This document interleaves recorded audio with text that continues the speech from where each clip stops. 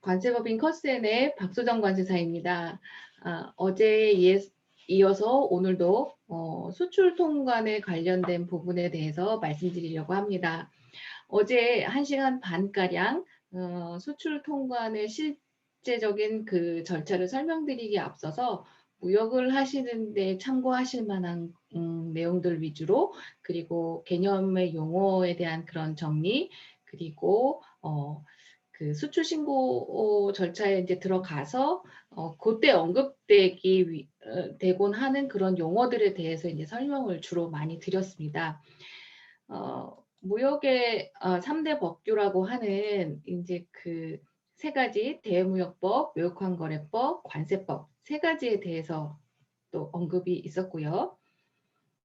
그다음에 외국환거래법상에 이제 가장 중요한 개념 정리로 나오는 거주자와 비거주자에 대한 정리, 그다음 어떤 경우에 또 외국환거래법이 적용되는 대상인지에 대한 정리, 그리고 관세법상 외국 물품은 뭘 말하고 내국 물품은 뭘 말하고, 그다음에 보세제도라는 것은 어떤 의미를 갖고 있는 제도인지, 그다음에 우리가 흔히 관세청 통관 시스템이라고 부르는 유니패스 많이 그렇게 불려지는 그런 것들이 어떤 시스템인지, 이런 부분들에 대해서 간략히 설명을 드렸습니다. 전자상거래에 대한 개념도 이야기가 있었고요. 이 표를 보면서 수출 신고의 의미, 수입 신고의 의미에 대해서도 이제 잠깐 또 말씀을 드렸고요. 대무역법상 수출과 관세법상 수출은 개념이 약간 다른데 좀 더 넓은 의미의 수출을 규정하고 있는 게 대무역법이다라고 해서 특별한 것들 예를 들어서 외국 인도 수출이라던가 아니면 용역을 제공한다던가 소프트웨어 같은 전자적 형태의 무채물을 수출한다던가 이런 경우에도 좀 더 포괄적으로 규정하고 있는 게 대무역법이다라고 하는 부분들 말씀드렸고요. 의외로 대무역법에 비해서 관세법은 그 수출의 의미가 굉장히 좀 간단하다. 내국 물품을 외국으로 반출하는 것이 수출이다라고 말씀드렸습니다. 그리고 중개무역과 연관해서 살펴볼 수 있는 것들이 이제 반송통관이라는 제도가 있다라는 부분들이었습니다. 그리고 통관고유부는 세관에서 부여하는 기업이나 개인의 고유한 식별번호다. 세관에서는 통관고유부를 기준으로 실적을 관리한다. 그리고 통관고유부는 개인이나 기업이 직접 신청하셔도 되고 아니면 관세사에게 위임하셔서 신청해서 발급받는 방법도 있다라고 해서 말씀드렸습니다. 유니패스 화면을 캡처해 온 그 플로우대로 순서대로 따라가 보시면 개인도 얼마든지 통관고유부를 신청 가능하십니다. 쭉 기본적인 내용 보시고 어제 강의의 가장 핵심적인 부분이 바로 이거다라고 해서 우리가 내 물건, 내가 취급하는 물건, 내가 제조하는 물건이 어떤 HS 코드를 갖고 있는지가 수출 또는 수입에 있어서 상당히 중요하다. HS 코드에 대한 부분은 너무너무 중요한 부분이라서 여러 번 강조해도 지나치지 않는다라고 이제 말씀을 드렸습니다. 그리고 수출 거래 구분이라는 것이 있는데 이거는 그 거래 사안별로 바이어와 어떤 거래 그 형태 또는 거래의 그 내부 속사정이라고 해야 될까요? 이러한 거래가 이루어지는 그 원인 같은 것들이 관세사와 좀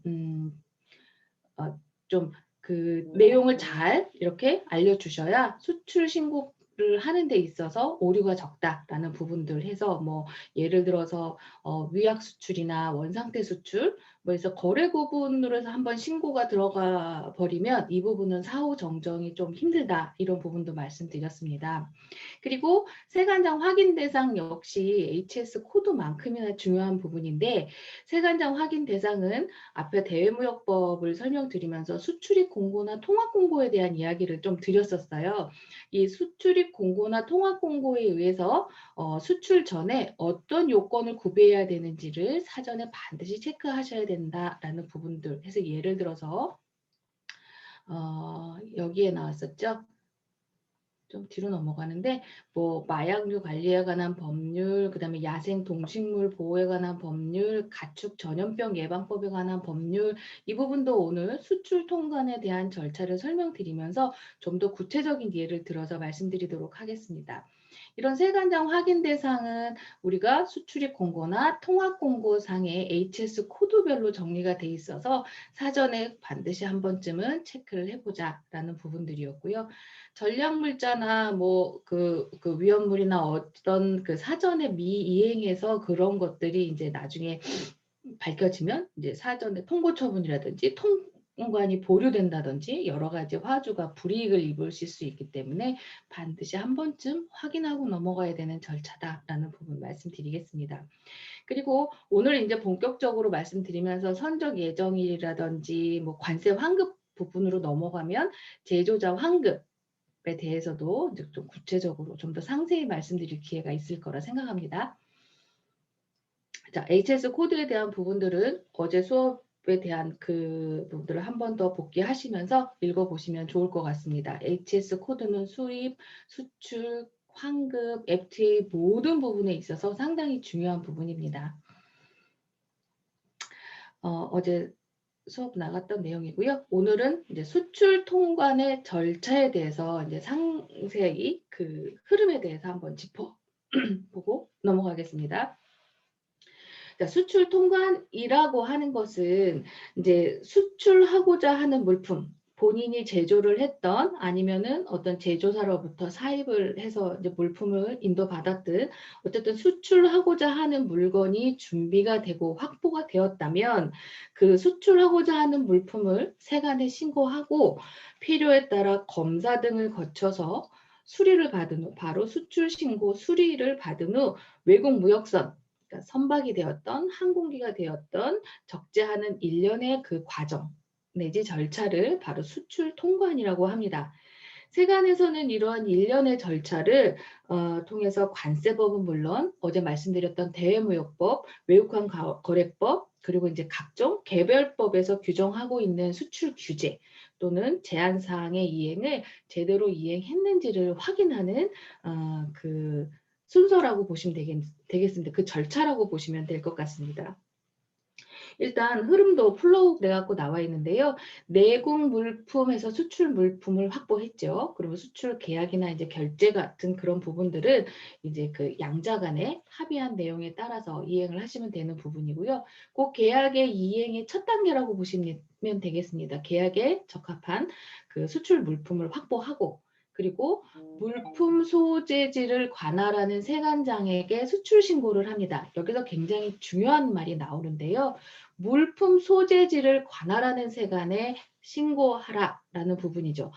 수출 신고는 적재하기 전까지 어느 시점에서 하든 그 시점에 있어서는 제한이 없지만 적재하기 전까지는 그 신고할 당시에 물건이 어디에 소재하고 있는지에 대해서는 상당히 중요한 부분입니다. 예를 들어서 인천에 예를 들어서 남동공단에 이제 그 물품을 제조하는 제조사가 수출 신고를 한다라고 하면 그 물품이 선적 준비를 하면서 공장 내에 있을 수도 있고요. 그 물건이 선적을 위해서 부산으로 이동을 할 수도 있고, 뭐 그 부산에 이제 그 입항하는 배를 타고 유럽이나 미국 이쪽으로 이제 그 수출이 된다라고 가정했을 때, 이 수출 기업 같은 경우에 내 물건이 공장 구내에 있다라고 하면 인천세관 관할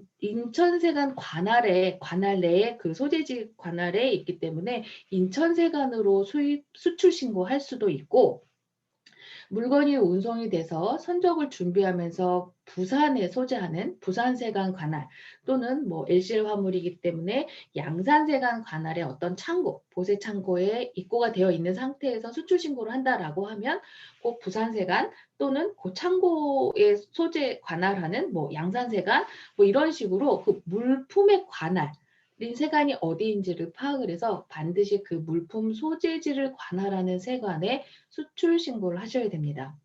물품 소재지 관할하는 세관장에게 신고하지 않았다고 해서 만약에 자동 수리 건에서 PL 건이라고 저희가 부르는데, PL 건이라고 하면 수출 신고가 그냥 뚝뚝 그냥 떨어지기도 해요.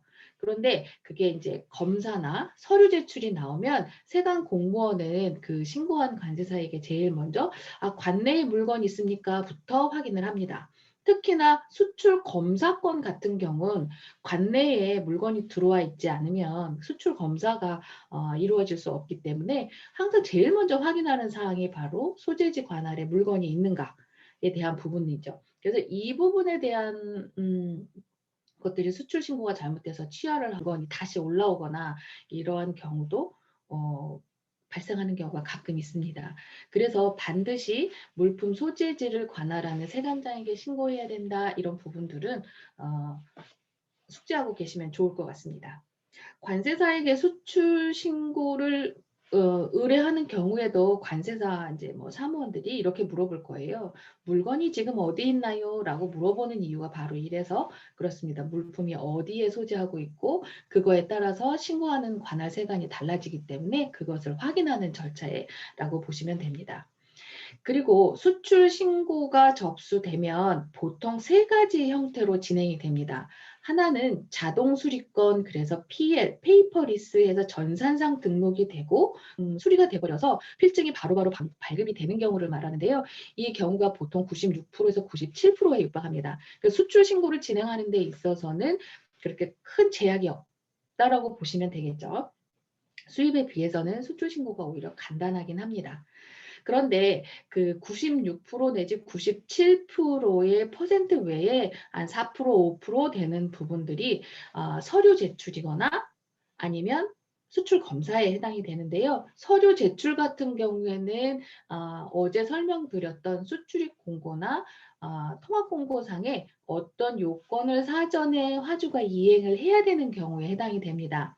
그럴 경우에는 그 수리를 내주기 전에 세관 공무원이 이 제대로 사전에 이 요건을 이행을 했는지 관련된 증빙 서류로서 확인을 하고 수리를 내주게 되죠. 그리고 수출 검사가 걸렸을 경우에도 그 현품에 이제 관내에 물건이 들어와 있으니까 수출 검사를 일정을 조율을 해서 수출 검사를 나가기도 합니다. 그 퍼센트가 보통 한 4%, 3%, 4%이 정도 된다고 보시면 되겠습니다. 어제 잠깐 언급드렸던 그 계약 상위 물품, 위약반송이라고 하는 그런 부분들은 수출 검사의 비율이 상당히 높은 거래 유형에 속합니다. 그래서 보통 그 위약반송 같은 경우에는 반드시 물건이 보세구역 안에 들어와 있는 상태에서 수출 신고를 하게 되고, 위약 같은 경우에는 원상태도 마찬가지지만 세관에서 그 수출 신고 해줌과 동시에 앞서서 납부했던 수입할 당시에 납부했던 관세를 되돌려주는 환급 절차가 따라붙기 때문에 수출 검사를 하면서 검사와 그 수입했던 그 물건이 맞는지 동일성 여부도 아마 곧 단계에서 많이 확인하는 걸로 알고 있습니다. 이렇게 PL건 또는 서류에서 그 요건을 심사받는 서류 제출건이던 수출 검사건이던 수출 신고가 이루어지고 나면 운송 수단에 적재해서 부두나 아니면은 그 항공으로 내보내는 경우 그 보세 구역에 입고한 후에 선적이 이루어지게 됩니다. 여기서 또 한 가지 어제도 잠깐 말씀드렸지만 수출 신고 수리일로부터 30일 이내에는 반드시 적재를 하셔야 되는데, 만약에 30일 이내에 적재되지 않는 경우에는 과태료 대상입니다. 따라서 2주 정도 수출 신고 수리일로부터 2주 정도 지나면 관세사들이 사용하는 그 통관 시스템에 이제 미선적 리스트 해가지고 저희가 통보를 받는데, 이럴 경우에는 벌써 수출 신고 발급하고 나서 2주 정도 지났고 앞으로 그 선적할 수 있는 여유 기간이 2주 정도 되기 때문에 기업에게 연락을 드립니다. 왜 선적 아직 안 하셨어요? 선적을 언제 하실 건가요? 라고 확인을 해드리고, 바로 곧 선적합니다 라고 하면 그 신고 그 적재 기한을 연장할 필요가 없지만, 이게 저쪽 상대국하고의 조율할 문제가 남거나 아니면 아직 결제가 들어오지 않아서 선적이 좀 미루어지고 있습니다, 여러 가지 사안에 따라 그 적재 기한을 연장해야 될 필요가 있다라고 판단이 되면 한 달을 연장할 수 있습니다. 이게 1년의 범위 내에서 한 달 단위로 연장이 가능하기 때문에 내가 수출 신고를 발급 받아놓고 그거를 그냥 내버려 두시면 안 되고, 이게 반드시 적재가 이루어졌는지 또는 여러 가지 돌발 상황에 대해서 선적이 좀 미루어지는지에 대한 관리를 좀 하셔야 됩니다. 이게 바로 그 과태료 때문에, 그러니까 기한을 넘겨서 선적하는 일이 없도록 좀 신경 쓰셔야 되는 부분에 속하죠. 지금 이 흐름도 플로우를 보면서 가장 중요한 부분 두 가지를 조금 체크해 보자면, 물품 소재지 관할 세관에 신고하는 거다. 그리고 수출 신고 수리일로부터 30일 이내에는 반드시 적재하자라는 부분을 좀 염두에 두시면 좋을 것 같습니다. B2C 같은 경우에도 이제 보통 김포나 아니면 이제 인천항 쪽에도 그 B2C 관련된 그런 그 물류 기업들이 이제 많이 생기고 있는데, 공항도 역시 마찬가지고요. 거기에서 만약 선적 준비를 한다, 내지 수출이 이제 결정이 돼서 이제 판매되거나 선적해서 뭐 운송이 예정되어 있다라고 하면 김포로 신고하거나, 아니면 인천 공항에 들어가서 인천 공항에 물건이 있다라고 하면 공항세관으로 신고를 하거나, 뭐 이런 부분들을 결정해야 되는 부분들이 있기 때문에, 물건이 어디에 있는지, 거기에 관할세관이 어딘지 거기에 신고한다. 그리고 신고하고 나서 반드시 수출신고 수리일로부터 30일 이내에는 적재한다 라고 되어 있습니다. 근데 만약에 B2C 해서 전자상거래로 업무를 이제 많이 해보시면, 이제 가장 큰 문제가 수출신고 필증을 발급받아 놓고 취하가 발생하는 경우가 상당히 많습니다. 나중에 이제 다시 한번 언급을 드릴 텐데, 취하는 뭐냐면 수출 신고 필증을 취하하는 거예요. 이거 선적이 아예 계약이 무산됐다, 계약이 이제 뭐 그 취소됐다라고 해서 이 나갈 그 계획 자체가 취소됐을 때 그 필증을 아예 취하하는 거를 말하는데요. 그 B2C 그 기업들이 가장 애로사항이 뭐냐면, 반품도 반품이지만 중간에 나가지도 않아서 그냥 그 주문이 들어왔다가 취소되는 경우에 면허까지 이미, 면허라고 제가 말씀드리는 거는 이제 입에 붙어서 그런데, 면장이나 면허 막 이런 부분들은 이제 예전 말이고, 지금은 이제 수출신고 필증이라고 이제 표현되는 경우가 많습니다. 그 수출신고 필증까지 다 발급이 된 상태에서 주문이 취소되는 경우에는 그 필증은 취하하셔야 됩니다. 그 취하 건수가 B2C 업체들 같은 경우에는 꽤 많아요. 그런 부분들이 만약 기업한테는 전부터 벌점과 관련된 부분들이 있어서 좀 관리를 해야 되는 부분임에는 확실한 것 같습니다. 어쨌든 수출 통과는 이런 식으로 해서 진행이 되는구나 라는 부분이고요. 다음 페이지로 넘어가 보도록 하겠습니다. 지금 제가 쭉 말씀드리는 거를 결과적으로 이 표 안에 그냥 정리해 놓은 거라고 보시면 되는데요. 수출 신고 시기와 그 장소, 시기는 그 수출품을 항공기 또는 선박에 적재하기 전에만 하시면 됩니다. 장소라고 표현되는 거는 아까 잠깐 말씀드렸어요. 중요하게 좀 기억하고 계십시오라고 이제 말씀드렸던 부분이, 신고 당시 수출 물품 소재지 관할세관에 신고한다 라는 부분이고요. 준비 서류는 일반적으로 커머셜 인보이스라는 서류와 패킹 리스트 두 가지가 필요해요. 그리고 필요한 경우, 그러니까 좀 특별한 경우 요건을 확인할 수 있는 증빙 서류 같은 것들, 그리고 특정 거래 형태에 관련된 증빙 서류 같은 것들도 구비하셔야 되는데, 예를 들어서 요건 확인 서류 같은 경우에는 실제로 이제 저희가 진행을 했던 예를 하나 들어드리자면, 그 냉동 닭고기를 그 냉동 컨테이너에 실어서 내보내시는 기업이 있었어요. 이 기업 같은 경우에는 수출 신고하기 전에 반드시 그 농림축산물검역본부장의 그 수출 검역 절차를 사전에 이행을 하시고, 여기에서 발급한 검역 증명서까지 첨부해서 수출 신고를 했습니다. 이 기업 같은 경우에는 자동 수리건에서 PL로 바로 수리되는 경우는 없고 반드시 그 요건을 확인할 수 있는 서류를 세관 공무원이 볼 수 있게끔 매번 서류를 세관에 가져가서 제출을 하거나 요즘 또는 이제 전자제출이라고 해서 유니패스 상에 그 증빙 서류를 스캔 떠서 첨부 파일로 이제 올려서 전송하는 형식으로 매 건에 관련돼서 요건을 확인하고 진행을 했었죠. 이 거래 사안별로 그 세관장 확인 대상들이 있는 물품인 경우에는 그 요건 이행을 했다라는 증빙 서류가 반드시 첨부되어야 수출 신고 필증을 발급받으실 수 있습니다.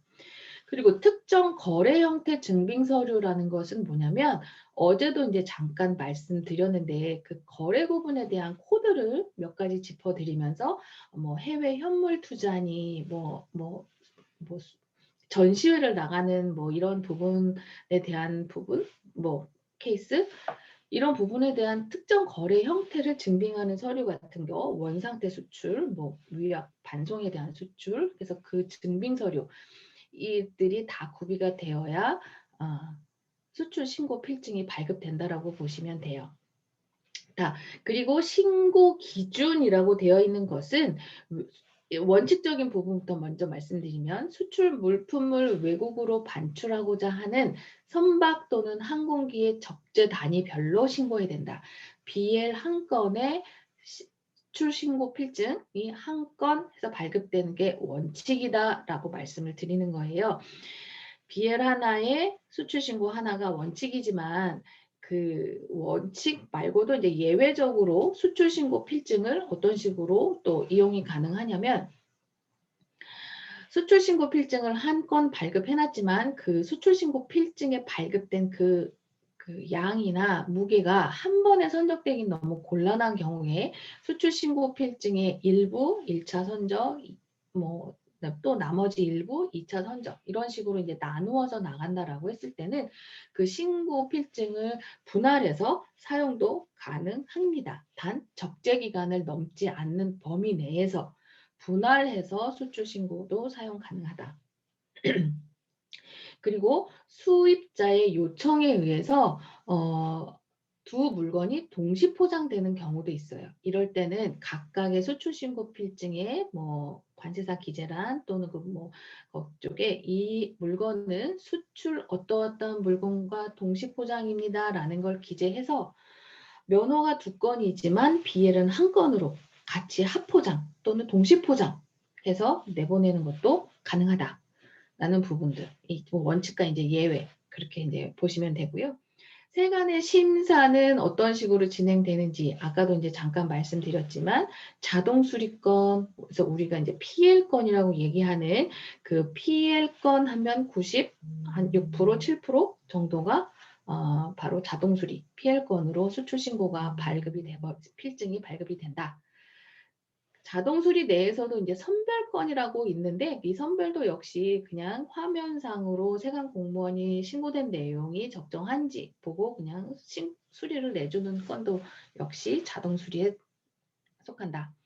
서류 제출 같은 경우 아까 제가 잠깐 말씀드렸지만 원상태 수출이나 수리 후 재수출, 해외 직접 투자 수출 등 어떤 특정 거래 형태를 나타내는 경우에는 세관에서 서류 제출이라는 절차를 통해서 요건이라든지 그 거래 사안에 대한 증빙 서류가 모두 구비됐는지를 확인하고 필증을 내줍니다.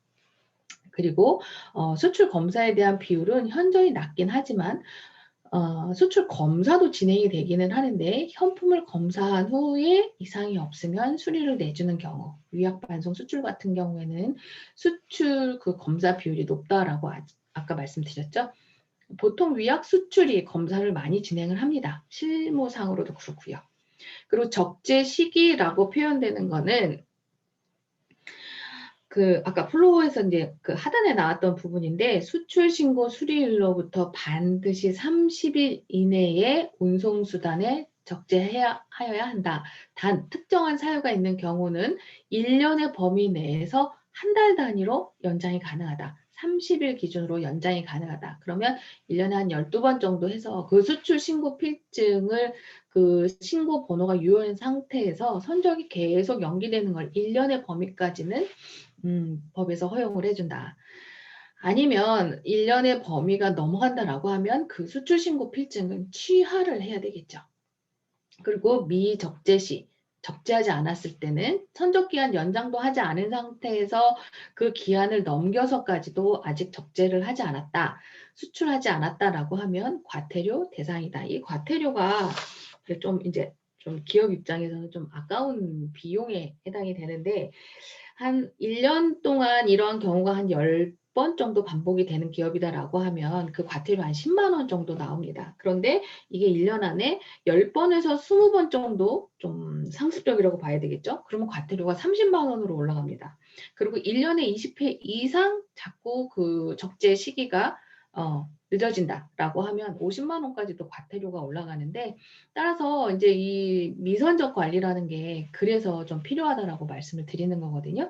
만약에 선적이 조금 늦어질 것 같다라고 하면 반드시 한 관세사에게 적재기한 연장을 좀 요청하시고, 이런 부분들이 관세사도 물론 미선적 관리를 해서 기업과 이제 이제 통지를 해드리긴 하는데, 이런 부분들 그 선적기한 같은 경우에는 조금 30일을 넘지 않도록 내부적으로도 좀 관리를 하셔야 되는 부분에 속합니다. 그리고 어제 이제 잠깐 말씀드렸던 것이 신고시 주요 재원이라고 해서 이제 거래 형태, 거래 구분에 따라서 이제 신고에 대한 이런 부호가 조금씩 달라지는데요. 뭐 특별한 거는 없습니다. 거의 대부분의 물건이 11번인 일반 형태의 수출로 내보내고요. 그 다음에 15번에서 전자상거래 수출 물품 하면 이 코드를 쓰기도 합니다. 나중에 이제 전자상거래 수출에 대한 부분에 있어서 수출신고 필증을 제가 이제 두 가지를 좀 비교해서 보여드릴 건데, 거기에는 굳이 이제 뭐 전자상거래 이렇게 돼 있지만 이제 15번 해서 사용하는 경우는 그렇게 많지는 않습니다. 저희가 일반 수출신고하는 데에서 이제 그 거래 구분을 15를 넣는다라는 걸 말씀드리기 위해서 지금 보여드리는 거고요. 쭉 내려오다 보면 뭐 29번, 뭐 우리 그 공장이 해외 중국이나 이제 베트남 쪽에 이제 많이 갖고 있다라고 하신 경우에, 여기서 이제 원부자재가 나가서 저쪽에서 가공이 이루어진다라고 하면 이제 인가공에 관련된 부분은 29번을 넣습니다. 그리고 61번 뭐 해외 투자 수출이라고 얘기하는 거는 해외 현물 투자를 말하는 거예요. 그래서 여기서 현물이 현물 그 외국한 은행장이 발행한 그 투자 리스트, 현물 투자 리스트가 있습니다. 그래서 요번 차에는 그 이러이러한 기계나 장비가 나갑니다. 뭐 이런 식으로 해서 그 리스트 같은 것들이 요건상 확인이 돼야 되기 때문에 이런 부분들은 거의 서류 제출인 경우가 많죠. 61번 같은 경우. 지금 이제 거의 서류 제출인 경우를 조금 짚고 넘어가 드리는 거예요. 그다음에 72번이 바로 원상태 수출에 넣는 코드입니다. 그리고 79번 반송면허와 연관된 부분이 바로 79번 코드이죠. 그리고 뭐 85번, 86번도 빈번하게 발생하는 코드이고요. 그다음에 92번이 바로 샘플이에요. 샘플 내보낼 때는 이제 무상으로 돈 받지 않고 그냥 무상으로 반출하는 상품의 견품, 샘플이나 뭐 이런 광고용품 같은 경우 92번을 넣습니다. 그리고 93번이 바로 위약 반송에 대한 코드입니다. 이 부분들은 이제 저희가 잠깐 보여드리는 거는 수출 신고 필증을 잘 보시게 되면 그 거래 부호들이 있어요.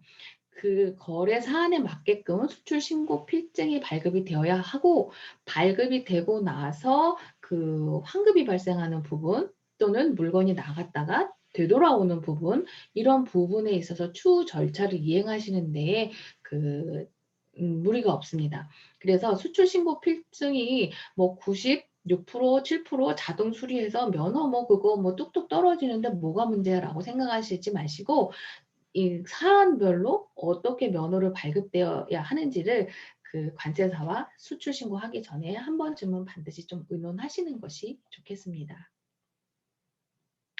수출 통관 시 구비 서류라고 되어 있는데요. 뭐 간단합니다. 사업자 등록증, 이제 첫 거래일 경우에 관세사 측에 이제 사업자 등록증 주시면, 사업자 등록증 가지고 제일 먼저 해보는 거는 아마 통관 고유 부호가 있는지부터 아마 확인을 할 거예요. 통관 고유 부호를 발급을 받아 놓은 기업이라고 하면 사업자 등록증에 그 이제 기업의 기본 정보 입력하고, 그다음에 뭐 송품장, 우리가 보통 커머셜 인보이스라고 하는 부분, 그다음에 이제 패킹 리스트라고 하는 그 포장에 관련된 그런 명세서라고 보시면 되는데, 그런 서류들 가지고 수출 신고서를 작성을 해서 그 세관의 시스템 관세청에 그 수출 신고를 하게 되죠.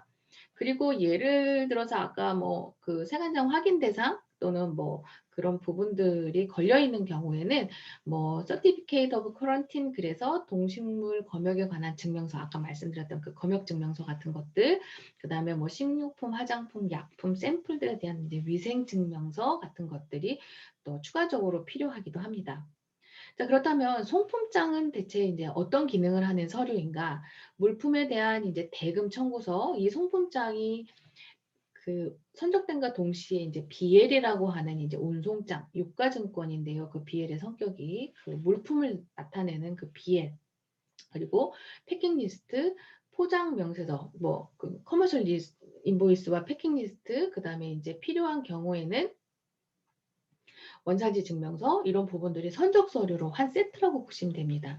이것 자체가 다 수입국의 상대방에게 보내지는 서류이기 때문에 송품장은 물품에 대한 대금 청구서로서의 기능도 하고, 물품에 대한 명세를 나타내는 기능도 하는 그 선적 안내서답이라고 이 기능을 갖고 있다라고 보시면 되겠습니다.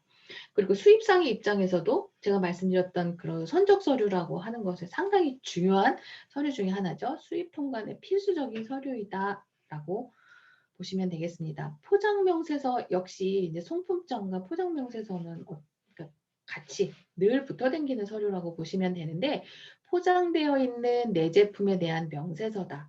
이게 몇 카톤이다, 또는 총중량이 얼마다, 순중량이 얼마다, 그 화물의 CBM, 볼륨이 얼마다라는 부분들이 포장 명세서에 보시면 이제 다 나와 있습니다. 이러한 서류들이 수출 통관 시에 반드시 구비하셔야 되는 서류이다라고 되어 있고요.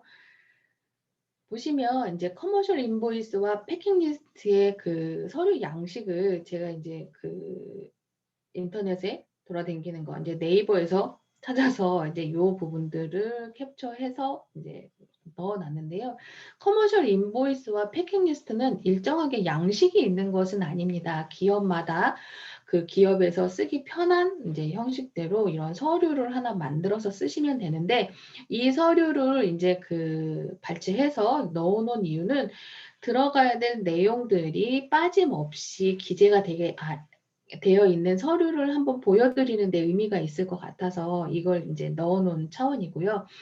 이렇게 해 놓으면 적어도 수출자가 적은 그러한 내용들, 필요한 사항들, 그리고 수입자가 수입 통관해서 받아볼 때 필요한 사항들이 누락되는 건 없겠구나라고 하는 이런 부분들을 한번, 이런 샘플을 한번 보십시오라고 하는 차원이라고 생각해 주시면 좋을 것 같습니다. 아마 뭐 아이템 1, 2 이건 이제 제가 조금 변형을 한 건데, 뭐 9피스, 한 피스에서 총 10개가 나가고, 그 단가, 유닛 프라이스 1불씩 해서 총 어마운트 금액이 10불이다 라고 하는 부분. 이렇게 해서 기재가 되면, 인보이스는 이렇게, 이런 양식으로 기재하면, 기재될 건 다 기재가 되나 보다 라고 이제 보시면 될 것 같아요. 그리고 무역을 처음 하시는 분들이 이제 가장 어려워하시는 부분이 이제 가로 12번에 나와 있는 그 인코텀즈라는 부분이에요. 이 인코텀즈가 어떤 그 수출 가격의 단가를 산정하는데, 원가를 산정하는 데 있어서 상당히 중요한 부분에 속합니다. 그 B2C 거래를 하시는 분들도 여기서 이제 그 운임을 누가 낼 것인가에 대한 부분들을 좀 고민도 하시고, 그 다음에 뭐 저쪽 수입국에 들어갔을 때 관세까지 다 우리가 커버하는 금액으로 물건을 단가를 산정해야 될지 어떨지, 이런 부분들, 많은 부분들이 좀 고려의 대상이실 거예요. 그러니까 전통적으로 무역을 하시는 분들은 이 인코텀즈라는 엑스웍스, FOB, CIF, CFR 뭐 이런 식으로 이런 거래 조건들에 이제 익숙하신데, 처음 이런 서류를 보신다거나 무역에 대해서 이제 전혀 기본 베이스가 없이 하시는 이제 시작을 하신 기업 같은 경우에는 이러한 정형 거래 조건, 이것에 대한 숙지도 조금 필요하지 않을까 싶습니다. 지금 12번에 나와 있는 부분들이 바로 그거예요. TT와 그 딜리버리 텀 같은 경우 텀 오브 딜리버리에서 그런 그 인코텀주 정형거래 조건에 대한 예들을 쭉 적어 놓은 것입니다. 패킹 리스트 같은 경우에도 보시면 아마 2박스 해서 수출이 예정되어 있고 한 그 주문번호 1, 2, 3, 4에 아이템 1번이라고 표현되어 있는 아웃피스가 들어가 있고요. 그 다음에 뭐 카턴 번호 2번에 아이템 2라고 하는 물건이 한 피스 들어가 있습니다. 그러니까 2박스 중에 첫 번째 넘버링 되어 있는 거에 아이템 1번의 물건이 들어있구나. 그리고 두 번째 박스라고 넘버링 되어 있는 거에 아이템 2번의 물건이 들어있구나. 패킹 리스트만 봐도 바로 아실 수 있죠. 그리고 보시면 총 10개의 수량에 총 중량 55kg, 그 다음에 그 총 중량 중에서도 포장의 무게, 포장에 들어가는 그 무게를 제외한 그 순수하게 물건에 대한 무게가 네트 웨이트해서 17kg 이렇게 적혀져 있죠. 이 물건에 대한 내용이 이거는 대금이나 물품에 대한 그런 그 금액에 대한 부분이 커머셜 인보이스라면 패킹에 대한 내용은 패킹 리스트 상에서 상세하게 알 수 있게끔 이 서류만 봐도 1번 아이템 꺼내려면 1번 박스 열어야 되겠네. 이렇게 해서 패킹에 대한 내용들을 상세히 기재해주는 서류가 바로 패킹 리스트라고 보시면 되겠습니다. 이 부분은 그냥 서류의 양식이다, 샘플이다 이렇게 보시고요. 어떻게 무슨 항목들이 기재되어 있는지 한번 훑어보시기 바랍니다. 자, 그렇다면 수출 통관의 방법이라고 되어 있는데요. 제가 아직 그 B2C 전자상거래에 대한 부분들은 이제 아직 말씀을 안 드렸습니다. 일단 기본적으로 수출 통관이라는 게 뭐다, 어떤 절차로 진행이 되어 있고 수출 통관의 방법은 뭐가 있다라고 해서 기본 베이스를 깔고 전자상거래에 대한 특이점을 덧붙이는 게 아마 이해도가 조금 좀 높지 않을까 해서 이제 이런 식으로 이제 구성이 되어 있는데요. 이거는 이제 일반 우리가 수출 통관을 진행하는 방법에서 세 가지를 이제 그 소개해드리는 페이지라고 보시면 됩니다. 기본적으로 일반 수출 통관, 간이 통관 이런 식으로 좀 두 개 카테고리로 좀 나눠서 볼 수 있는데요. 보시면 일반 수출 통관은 이제 제일 나중에 설명을 드리고요. 간이 통관과 목록 통관부터 먼저 설명을 드리도록 하겠습니다.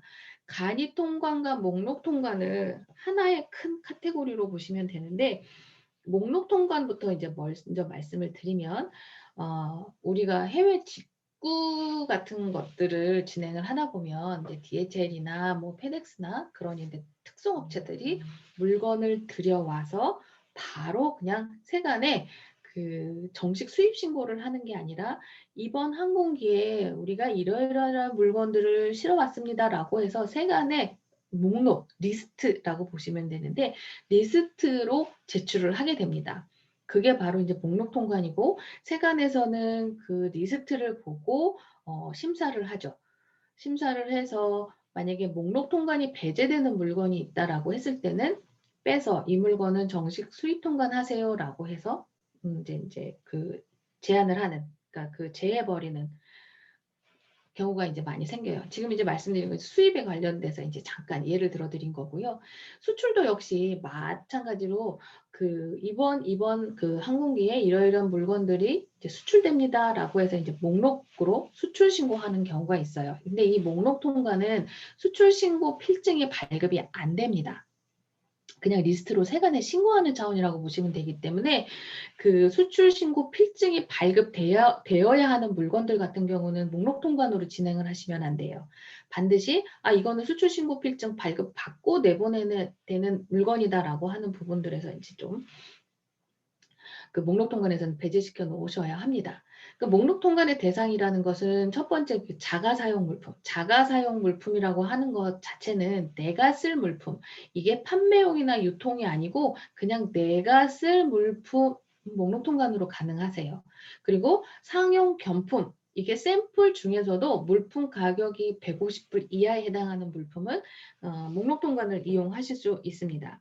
그러나 이제 그 예를 들어서 뭐 의약품이나 한약재나 그다음에 야생 그 동물 같은 경우, 그다음에 농림축산물의 그 검역 대상인 물품, 그다음에 건강기능식품, 식품류, 그다음에 뭐 과자류, 그다음에 뭐 지식재산권 위반의 여지가 좀 있어 보이는 물품들, 그다음에 이제 태반 화장품, 태반이 함유된 그런 화장품 같은 경우에는 목록 통관으로 진행하시면 안 됩니다. 그런 경우에는 반드시 이제 제외 물품이기 때문에 정식 수입 신고를 하거나 수출 신고 필증이 나오는 방법으로 진행을 하시는 것이 맞습니다. 그리고 예를 들어서 이 물건이 나갔다가 되돌아오는 경우에 이 목록 통관이라는 거는 수출 신고 필증이 발급이 안 되기 때문에 나중에 우리나라에서 나갔다라는 물건으로 입증하기가 조금 곤란하세요. 그래서 그 입증할 수 있는 서류는 세관에서 수출 신고 필증을 요구하기 때문에 나갔다가 되돌아올 것이 예정되어 있다라고 하시면 절대 목록 통관으로 진행하시면 안 되고, 그 다음에 내가 제조해서 내가서 계속 환급을 받았던 기업인 같은 경우에도 샘플이어도 환급의 대상이 되거든요. 그럴 경우에도 역시 목록 통관으로 진행하시면 안 됩니다. 환급이나 나갔다 되돌아올 것이 예정되어 있는 물품들 같은 경우에는 목록 통관을 이용하면 안 된다라는 부분들 말씀드리겠습니다. 그리고 금액 같은 경우에 지금 150불 이하 따라서 금액 기준이 있어요. 그리고 신고 항목은 아직 일반 수출 통관에 대해서 이제 말씀드리진 않았지만 57개 항목보다 현저히 줄어든 37개 항목으로 기재 사항들이 이제 정해져 있습니다. 그리고 서식, 그래서 별도 서식 없고 그 특성 업체들이 이용하는 그 목록으로 이제 신고하는 그 양식에 기재되어 있는 거겠죠. 관련된 부분은 수출통관 사무처리에 관한 고시 규정상에 이러한 내용들이 다 기재가 되어 있습니다. 36조에. 그리고 이제 그 목록 통관에 비해서 간이 통관, 송품장 방식이라고 이제 나와 있는데요. 이 목록 통관과 간이 통관이 이제 상당히 좀 간편한 수출 신고의 형식이라고 보시면 되는데, 송품장 방식이라고 하는 거는 그 150불에서 2,000불 미만의 그런 뭐 카탈로그나 기록 문서 또는 이제 외국인 관광객이 이제 구입한 물건이나 아니면 이제 외교 행랑으로 이렇게 반출되는 물품, 그다음에 신문이나 뉴스 취재 필름, 뭐 녹음 테이프, 뭐 언론기관 보도용품 같은 것들, 그다음에 카탈로그, 뭐 기록 문서 아까 말씀드렸고, 그다음에 뭐 비환급 대상 물품 중 중요한 얘기가 나오는 비환급 대상 물품. 환급 받으시려면 이 방법 쓰지 말라는 이야기예요. 비환급 물품 중에서 FOB 200만 원 이하의 물품. 예전에는 이제 공항으로 내보내는 물건들이 이제 이런 송품장 형식의 간이 통관 방식이 많이 이용이 됐는데, 실제로 200만 원 이하의 물품들은 그 인보이스, 아까 보여드렸던 커머셜 인보이스 패킹리스트를 가지고 세관에 나가서 이제 직접 제출해주면 세관 공무원이 내용 보고 금액 확인하고 품목 확인하고 해서 그냥 거기다 세관 고무인을 찍어주는 경우가 상당히 많았고 실제 업무를 그런 식으로 진행을 했었습니다. 근데 지금은 그렇게 하지 않죠. 그 유니패스라는 그 시스템을 통해서 이제 전산으로 이제 송부하고 거기 이제 송품장 같은 거 다 첨부해서 첨부 파일로 해서 신고를 접수시키면 그 세관 담당 공무원이 그 내용을 확인해서 전산상 이제 등록을 해줘서 필증이 나올 수 있게끔 요즘 이제 전부 다 이제 전산화되어 있는데, 서식이라는 부분에 세관 고무인이란 얘기를 이제 적어놓은 이유는 아직도 고시 규정에 고무인이라는 그 용어가 나옵니다. 그리고 플러스 전산 등록 뭐 이런 식으로 해서 이제 규정이 그렇게 되어 있기 때문에 고무인이라는 말을 그냥 이제 적어 놓은 거고, 바로 송장상에 고무인을 예전에 찍어줬던 그 형식에서 아마 그 용어를 아직 없애지 않은 것 같기도 합니다. 어쨌든 이러한 송품장 방식이나 목록 통관 같은 경우에는 제일 중요한 부분이 이제 수출 실적을 인정받지 못한다는 부분이고요. 제가 이제 뭐 여러 이제 기업들, 소기업들 또는 뭐 1인 기업 해서 이제 그 수출을 진행하시고자 하는 그런 이제 대표님들을 만나서 하다 보면 수출 신고 필증을 굉장히 필요로 하세요. 왜냐하면 그 수출 신고 필증이 그렇게 지자체나 이제 공공기관이나 뭐 이렇게 해서 지원을 받는 그 신청 시에 그 수출 신고 필증이 반드시 이제 들어가야 되는 경우가 있나 봅니다.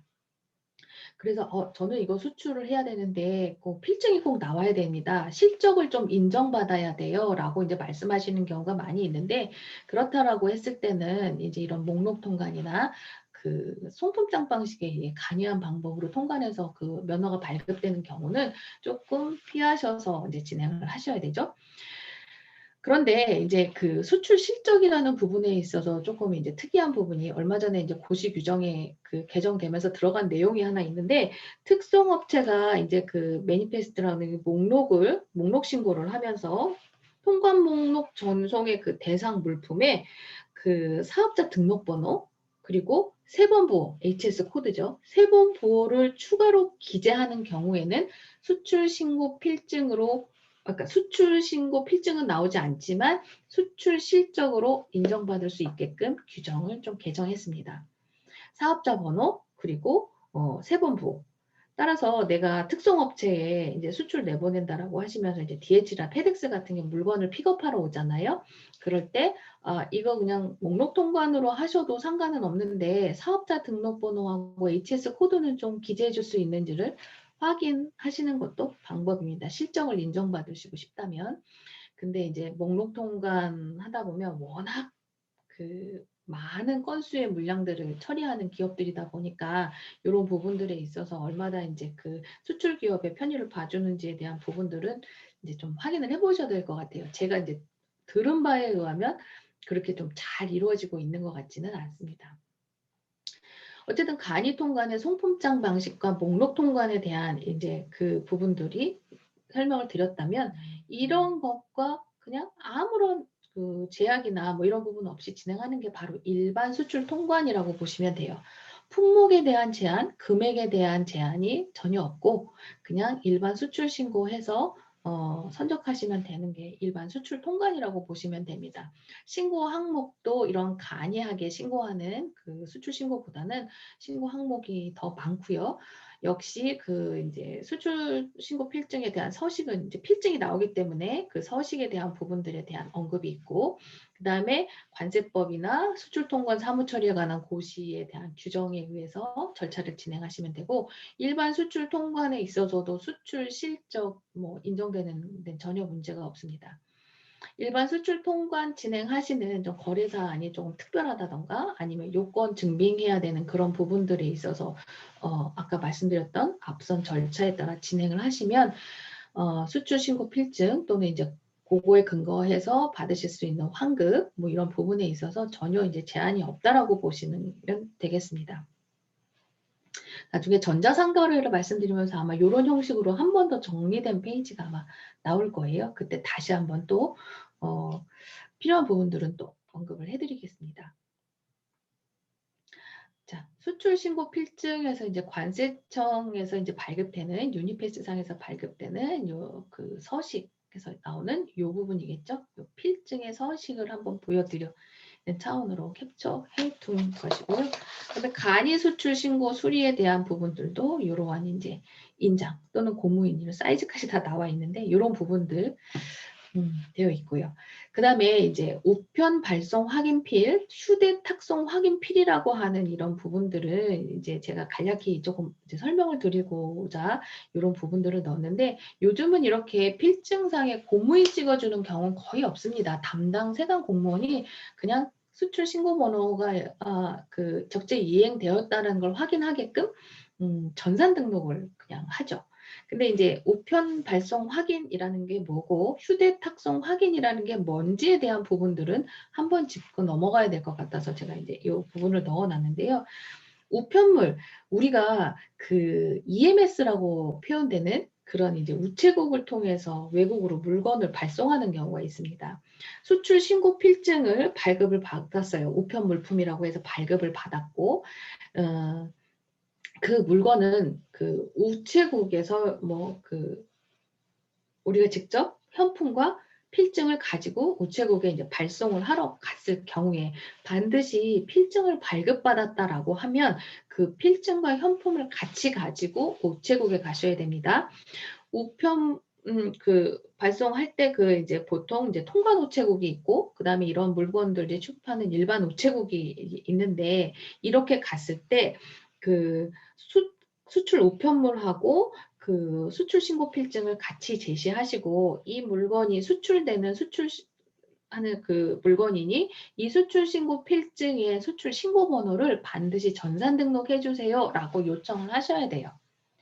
그래서 우편이 발송됐다라고 해서 그 확인을 반드시 전산 등록이 되어 있는지 수출 신고가 적재 이행됐다고 그 전산에 올라가는지에 대한 부분들을 반드시 확인하셔야 되는 게 아까 제가 말씀드렸던 미선적 때문에 그렇습니다.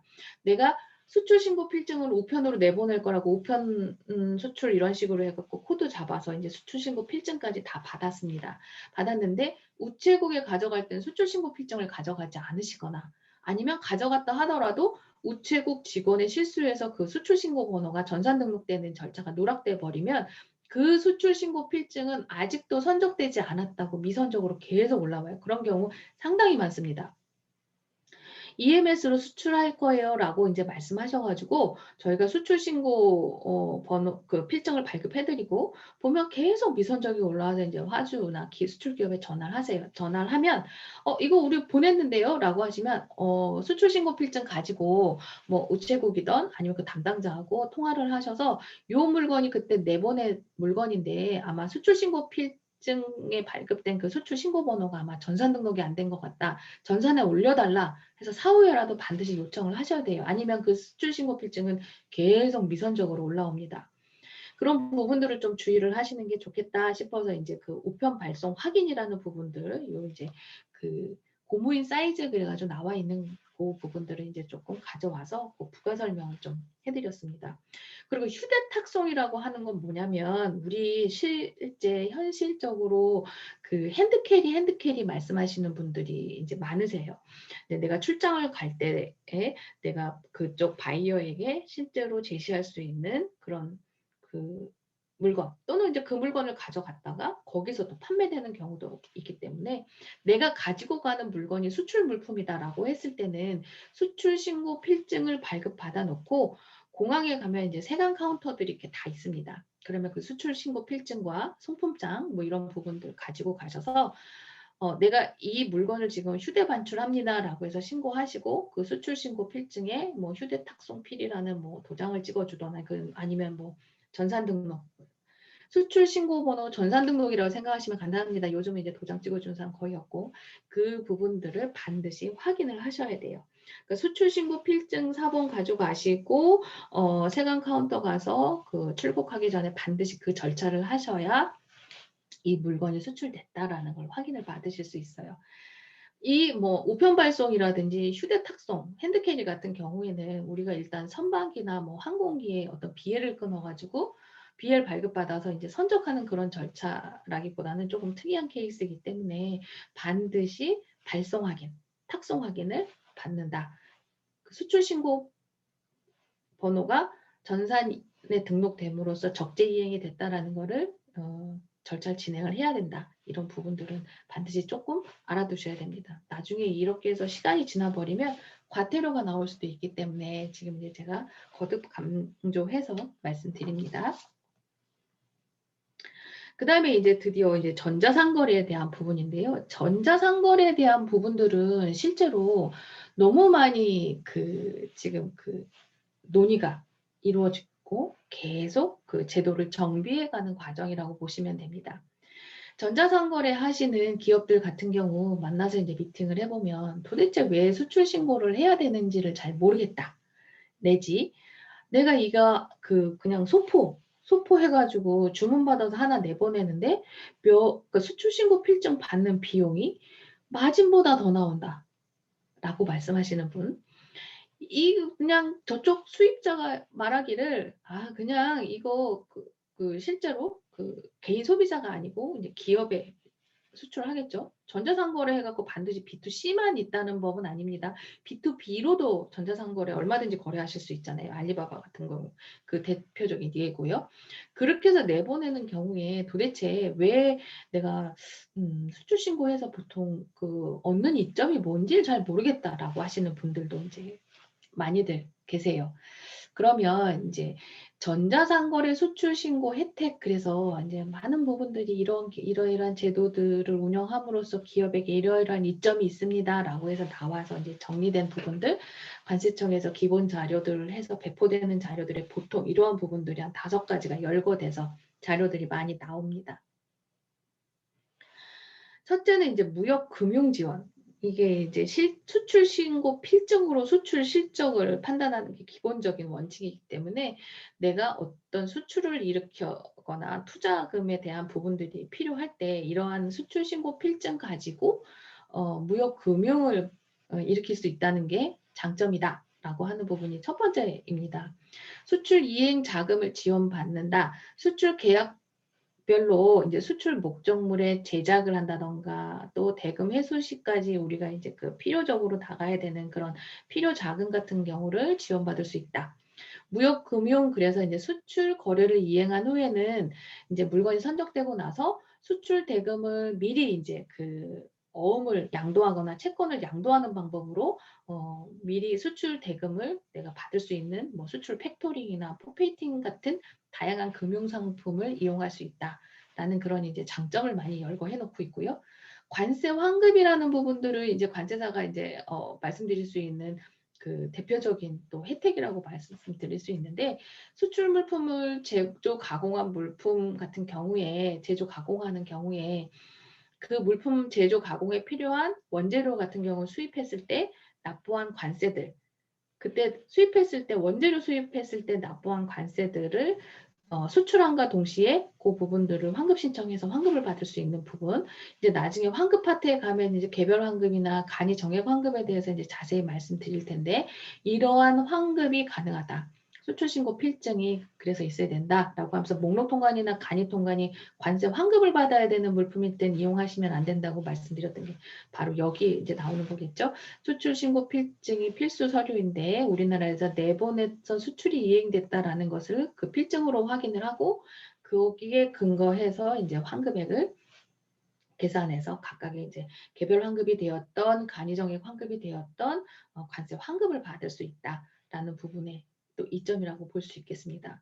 그 부가세 영세율 적용이라고 되어 있는데, 수출 신고 필증을 발급받아서 이제 우리 부가세는 이제 거래세다 보니까 거래 단계가 이렇게 넘어갈수록 10%라는 이제 그 부가가치세가 붙는데, 수출 물품에 대해서는 이거 자체가 10% 부가세 붙지 않고 그냥 바로 영세율이 적용이 되는 물품들입니다. 그러다 보니까 수출 신고 필증이 그 부가세 영세율을 적용받을 수 있는 이제 근거 서류가 되고, 세무사 사무실에 이제 거래하시는 그런 쪽에 수출 신고 필증을 잘 파일링해 두셨다가 이제 보내주면 영세율 신고 자료로 활용이 가능합니다.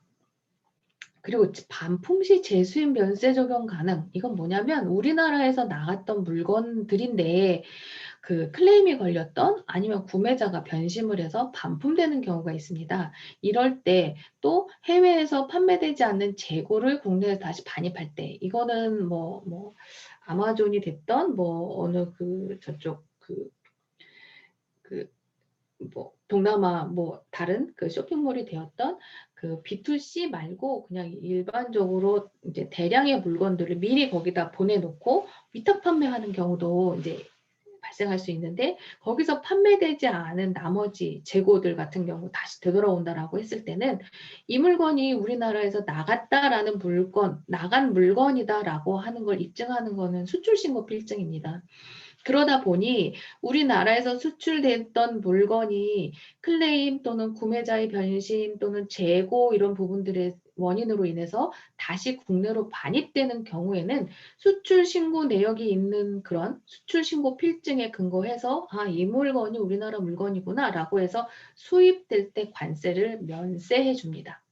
재수입 면세라고 이야기를 하는데, 그 재수입 면세를 이용하여 관세, 수입 관세들을 얘기하는 거예요. 여기서는 관세 등을 면제받을 수 있다라고 이제 표현을 해 놓았습니다. 물론 이제 재수입 면세를 받으시려면 일정 요건이 있는데 그 요건을 충족했다라는 전제하에 말씀을 드리는 거죠. 그리고 기본적으로 수출 신고 필증이 나오기 때문에 수출 실적을 인정받는 데는 문제가 없다. 이러이러한 혜택이 있다라는 것은 알겠는데, 그렇다면 우리가 전자상거래 하는 기업으로서 수출 신고를 매 건건이 그 비용을 대면서 우리가 그거를 발급받는 것 자체가 너무 힘들고 번거로워요라고 이제 말씀하시는 기업들이 너무 많았죠. 근데 그 기업들 중에서 이러한 수출 신고를 하지 않으면서 이제 가장 문제가 되었던 부분들이 어제도 잠깐 이제 언급을 드렸었는데 외국환에 대한 부분들이 생깁니다. 외국환에 대한 부분들은 내가 내보냈다라는 전혀 그 근거가 없는데 외화는 계속 들어와요. 그리고 외화가 들어오면서 이제 그걸 그 세무 처리하는데 이제 상당히 곤란을 겪으셨겠죠? 그런 부분들. 그다음에 또 반품돼서 들어오는 물건들이 있는데 그 반품돼서 들어오는 물건에 대해서 꼬박 관세를 냅니다. 수출 신고 필증이 없다라는 그 이유 때문에. 그래서 전자상거래해서 내보내시는 이런 경우에 이제 상당히 좀 어려움을 많이 겪으셨고 이제 뭐 간담회든 뭐든 뭐 관세청에서 세관 주도하에 이런 기업들 해서 많이 아마 의견 수렴이 이루어진 것 같아요. 의견 수렴을 이루어지는 그 과정에서 뭐 전자상거래 수출 통관 절차의 혁신 방안 그래서 여러 가지 이야기들이 많이 나왔습니다. 뭐 전자상거래 수출 전용 통관 시스템을 구축하자 또는 이제 판매나 배송 내역 기반으로 자동 수출 신고 체계를 구현하자. 그리고 전자상거래 수출에 대한 그런 수출 신고 방법이나 좀 이제 그 항목 같은 경우를 좀 간소화하자.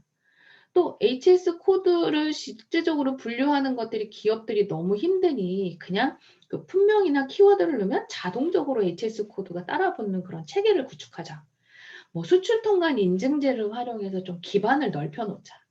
뭐 전자상거래 수출 관리 및 통계 정확성을 위한 제도를 개선하자. 뭐 여러 가지 의견들을 아마 수렴을 해서 그 혁신 방안이 쭉 이제 나왔고 실제적으로 온라인 B2C 거래나 아마존, 알리바바, 뭐 휴대반출 또는 EMS로 샘플 발송하는 경우에는 간이 수출 신고 제도를 이용하도록 좀 적극적으로 활용을 하는 게 어떻겠냐라고 하는 이제 이런 얘기들이 이제 많이 나왔죠. 그래서 실제적으로 전자상거래 수출 전용 통관 시스템 같은 것들이 지금 구축이 되었고 앞서 일반 수출 통관을 기준으로 제가 말씀드립니다라고 하면서 우리 뭐 B2B 거래할 때는 뭐 커머셜 인보이스나 패킹 리스트 같은 이런 구비 서류들이 필요한 이런 부분들에 대한 것들도 조금 간소화해서 하는 게 어떨까? 뭐 이런 뭐 여러 가지 이제 그게 나왔겠죠. 이 전자상거래 수출 통관 절차의 그 절차를 이제 간소화하거나 좀 더 편리하고 빠르게 만드는 것에 대한 그 기본적인 발단은 시발점은 이 B2C 거래가 우리나라 수출의 한 축이 되어 버렸기 때문에 그렇습니다. 그 코로나19가 터지고 나서 그 아직 뭐 전자상거래나 B2C 거래 뭐 이런 부분들이 이제 활성화돼 뭐 기존에도 그런 업무를 계속 하고는 있었지만 하고 나서 B2B 를 중점적으로 하셨던 그런 수출 기업들 같은 경우에는 경제적으로 타격을 엄청 받았죠. 그리고 수출이 실질적으로 이제 제가 피부로 느끼는 것도 우리 사무실 수출에 대한 그 통관 건수라든가 통관 금액 같은 경우를 보면 그때 이제 완전히 주저앉았었습니다. 그러다 보니 그 정부 입장에서도 그렇고 그다음에 이제 그 코로나 팬데믹을 넘어가는 과정에서 어쨌든 수혜를 보는 부분이 분명히 발생했고 그런 수혜를 보는 부분들에 대한 이제 그걸 보아하니 이제 각종 통계 수치상 B2C에 대해서 내보내는 그런 건수라든지 그 차지하는 그 부분들이 상당히 많은 그 부분을 차지한다라는 걸 인지하게 된 거죠. 이런 온라인 수출이라고 표현되는데 지금은 온라인 수출을 바로 이 수출 제도 안으로 좀 들여오면서 수출 기업들한테는 좀 더 많은 혜택을 주고 절차를 좀 간소하게 하는 방법이 뭐가 없을까라고 해서 이제 이러한 대한 수출 통관 혁신 방안에 대한 그 논의가 이제 최근에 들어서 최근 한 3, 4년 또는 2, 3년 상당히 많이 진행이 되었던 것은 사실입니다. 수출 온라인 무역이라는 온라인 수출이라는 카테고리 안에 수출 기업들을 이제 많이 유입을 해서 수출 신고를 편하게 할 수 있는 제도적인 보완을 자꾸 개발해서 지원을 하는 단계에 와 있다고 보시면 되겠습니다. 그 전자상거래 수출 통관이라고 돼서 이제 수출 통관 사무 처리에 관한 고시에도 이 수출 통관에 대한 그 규정들이 이제 추가가 되었어요. 추가가 되어서 목록 통관은 현재 그대로 그냥 이용을 하자. 아까 잠깐 말씀드렸던 그 목록 통관 제출에 대한 부분들은 그냥 기존과 동일하게 이용을 하자. 그리고 간이 수출 신고에 대해서는 전자상거래에 대해서 간이 수출에 대해서는 신고 구분을 2로 해서 우리가 검사나 서류 제출에 대한 비율을 조금 이제 낮추고 조금 편안하고 원활하게 수출 신고가 진행될 수 있도록 이제 그 코드 같은 것들을 조금 달리하자. 어떤 분은 이렇게 표현하시더라고요. 일반 수출 신고를 할 수 있는 라인과 전자상거래 수출 신고할 수 있는 라인이 다르다. 그러니까 아까 우리가 그 신고 부분 15를 넣어서 전자상거래 물품이라고 신고를 하면 거기에서는 검사 걸릴 거 다 걸리고 서류 제출 나올 거 다 나옵니다. 그런데 우리가 간이한 수출 방식으로 해서 신고 부분 영문 2를 넣고 했을 때는 좀 더 이게 어차피 다품종으로 소량 나가는 그런 그 택배 같은 물품들이 거의 대부분을 차지하고 있기 때문에 좀 더 쉽게 그냥 검사나 뭐 이런 부분들 비율을 좀 낮춰서 면허가 빠르게 이제 발급될 수 있도록 하자라고 하는 이런 부분들. 그리고 수출 목록 변환이라고 하는 시스템을 이제 개발을 해서 그런 수출 목록 변환에 대한 요 수출 목록 변환 시스템으로 신고하는 것에 대한 것도 고시 규정에 신설이 돼서 들어갔습니다. 전자상거래 수출 통관이라는 데에 대해서 이제 상당히 이제 많은 지원이 들어가고 있는 거라고 보시면 돼요. 자, 그렇다면 전자수출 신고의 종류는 도대체 뭐가 있느냐? 보시면 이제 기본적으로 아까 이제 말씀드렸던 이제 목록 통관, 그 다음에 이제 간이하게 수출할 수 있는 우리가 이제 그 이제 간이 수출 신고라고 표현되는 그런 부분들 이제 보여드릴 건데 간이하게 수출할 수 있는 그런 간이 수출 신고 시스템 뭐 이런 부분들이 있다. 그리고 일반 수출은 또 일반 수출대로 뭐 전자상거래 물품이어도 일반 수출 신고를 못하는 건 아니니까요. 일반 수출 통관은 일반 수출 통관 방법대로 진행하실 필요가 있다라고 하면 그렇게 이제 진행을 하시면 됩니다. 목록 통관 같은 경우 아까도 이제 잠깐 말씀드렸지만 이제 환급 대상이 아닌 물품, 그다음에 수출 요건에 이제 제한이 없을 것, 뭐 어떤 서류를 그 제출해서 통관 단계에서 그 부분을 확인받아야 되는 물품이라고 하면 목록 통관으로는 진행할 수 없겠죠. 그다음에 뭐 계약 상위 물품, 위약이나 재수출 조건부나 뭐 재수익 감면 대상인 물품이 아니어야 된다라고 하는 이제 전제 조건은 붙어 있습니다. 그럼 특송업체나 뭐 우체국 같은 경우 우리가 EMS 발송하든 DHL이나 페덱스 발송하든 그렇게 해서 이제 목록 리스트를 제출할 수 있는 그래서 리스트를 제출하는 업체들이 신고할 수 있게끔 신고 주체라고 표현을 해놨는데 특송업체가 뭐 목록을 제출하거나 아니면 뭐 우체국에서 우편물 목록을 제출하는 걸로 이제 신고를 가름한다는 의미입니다. 그럼 관세 환급 당연히 안 되겠죠. 그다음에 재수입 면세 받으실 수 없어요. 수출 신고 필증이 나오지 않으니까. 그리고 아까 제가 잠깐 했었는데 HS 코드를 기재한다던가 목록 신고할 때 목록 신고 대상 물품의 그 목록 신고를 할 때 HS 코드를 넣는다던가 수출자의 사업자 번호를 제출할 때는 신고 필증은 없으나 수출 실적으로는 인정받으실 수 있다라고 이제 말씀을 드렸죠. 부가세 영세율 같은 경우도 이제 세무사에서 이제 안내해주는 부분들은 이제 속보 수령증이나 외화 입금 증명서 같은 것들로 이제 그 제출해서 이제 영세율을 적용받을 수 있는 방법도 있다라고 이제 설명을 하고 있습니다. 그렇다면 일반 수출은 뭐 아무런 제약이나 관세사나 수출자가 이제 신고하는 것에 대해서는 아무런 이견이 없어요. 수출 신고 필증도 발급이 되고 수출 신고할 수 있는 금액이나 품목에 대한 제한도 없다고 보시면 됩니다. 근데 우리가 이제 이번에 봐야 되는 게 이제 전자상거래 물품으로서 간이하게 신고할 수 있는 방법이 그렇다면 뭐냐라고 하는 이 가운데 부분이 되겠습니다. 간이하게 수출 신고할 수 있는 품목은 일단 전자상거래 물품에 해당이 되고요. 그 시스템이 이제 따로 구축이 되었다고 말씀드렸죠. 그리고 FOB 200만 원 이하의 금액들입니다. 신고 주체는 특송업체나 뭐 그 우체국에서 하는 것이 아니라 이제 수출자나 이제 관세사가 하도록 되어 있고요. 관세 환급 필증이 나오기 때문에 환급 받으실 수 있고요. 반품돼서 되돌아오는 물건인 경우에도 수출 신고 필증이 있기 때문에 우리나라에서 나갔던 물건인 거 입증하실 수 있습니다. 당연히 반품할 때 받을 때 반품 받을 때 면세 적용받으실 수 있고요. 그 다음에 부가세 영세율도 받으실 수 있습니다. 그렇다면 간이하게 수출 신고 나올 수 있는 것들은 무엇인지. 자, 여기 이제 다시 한번 한 페이지로 이제 정리가 되었다라고 보시면 돼요. 앞서 설명드렸던 내용들이 여기 다 있습니다. 그런데 그 특징 중에 하나가 바로 이제 여기가 3번이네요. 좀 넘버링 잘못된 것 같고 3번 엑셀 파일 일관 변환 등록 기능을 도입했다라고 하는 건 뭐냐면 아까 우리가 커머셜 인보이스든 패킹 리스트든 서류 양식을 한번 보셨는데 이 전자상거래 간이 수출 통관 시스템에서는 그러한 양식이 필요가 없어요.